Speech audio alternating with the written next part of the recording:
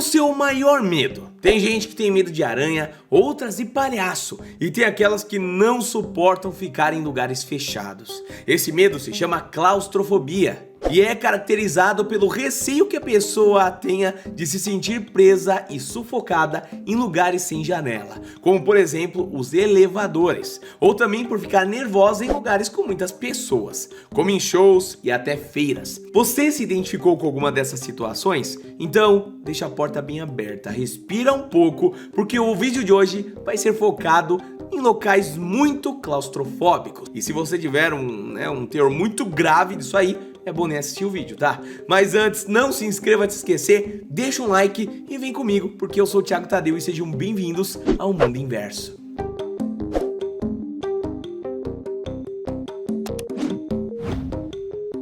Preso no elevador.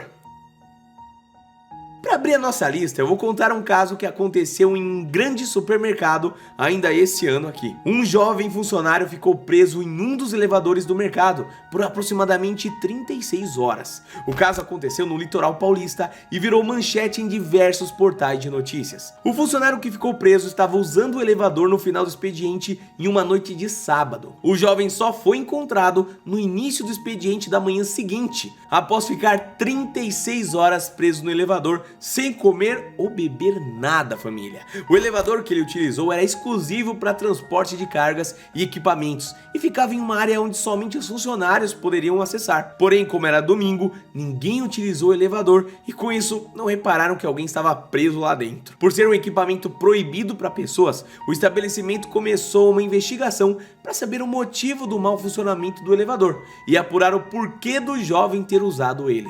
Segundo os representantes do supermercado, o jovem não fez nenhum pedido de socorro, o que óbvio dificultou a identificação dele no local. Durante as 36 horas, os familiares do jovem ficaram angustiados e é claro, a mãe do funcionário postou a foto dele em várias redes sociais e disse que o menino usava remédios controlados e nunca tinha estado fora de casa sem avisar. Após o encontrarem, o supermercado soltou um comunicado dizendo que daria toda a assistência ao funcionário e também à sua família, levando em consultas médicas e até psicológicas se necessário.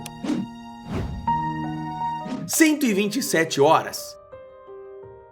O próximo caso dessa lista é tão impressionante que virou até filme. Eu tô falando do caso do alpinista Aron Helston, que ficou cerca de 120 horas preso entre rochas no Parque Nacional de Utah, nos Estados Unidos. O caso aconteceu quando ele estava escalando o desfiladeiro e um pedregulho se soltou, caindo em cima do seu braço direito e imobilizando no local. Aron estava sozinho e possuía apenas uma mochila que tinha 1 litro d'água, umas barras de chocolate e também 2 burritos. Após 3 dias no local, o alpinista já estava desacreditado de que alguém o encontrasse, e isso fez com que ele tomasse uma atitude inesperada.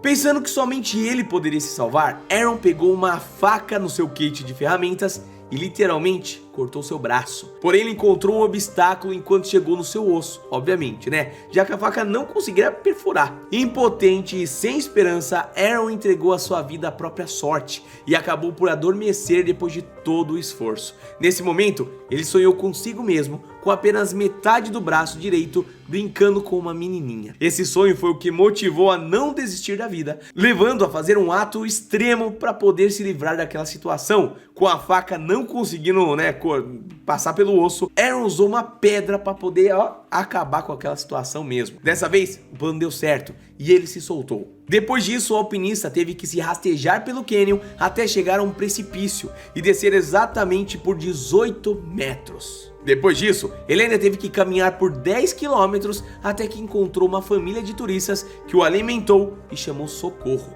Nesse processo, Aron perdeu 25% do seu sangue corporal e estava muito debilitado. Porém, ele conseguiu se recuperar e transformar sua aventura em uma história de superação. Inclusive, indico o filme. John Edward Jones.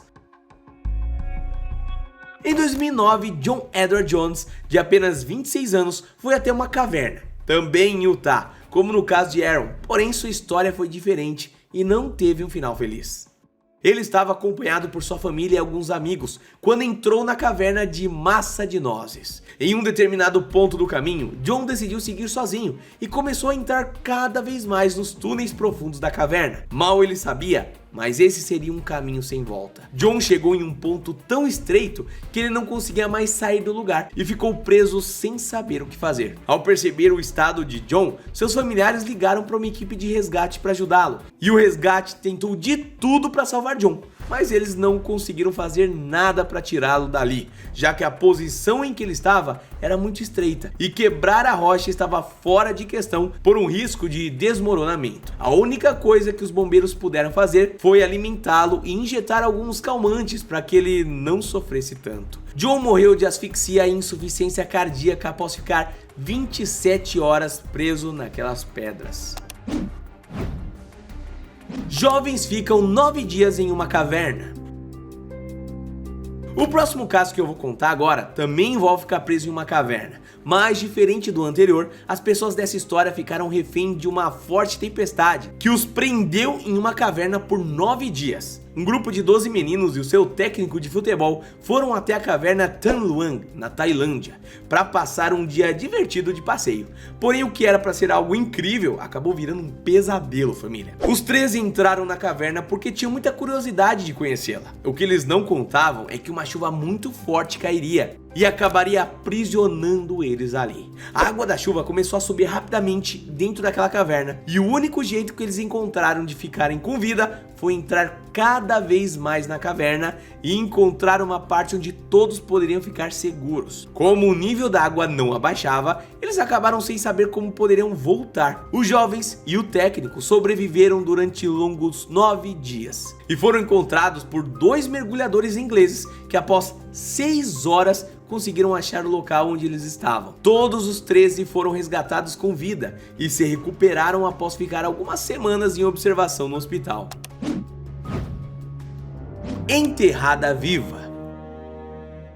Esse caso é muito tenso, já que envolve o enterro de uma pessoa viva. Isso acontecia com a maior frequência antigamente, né? O medo de ser enterrado vivo era tão grande que na era vitoriana até mesmo caixões com mecanismos de abertura foram criados para que a pessoa pudesse escapar de alguma maneira ali.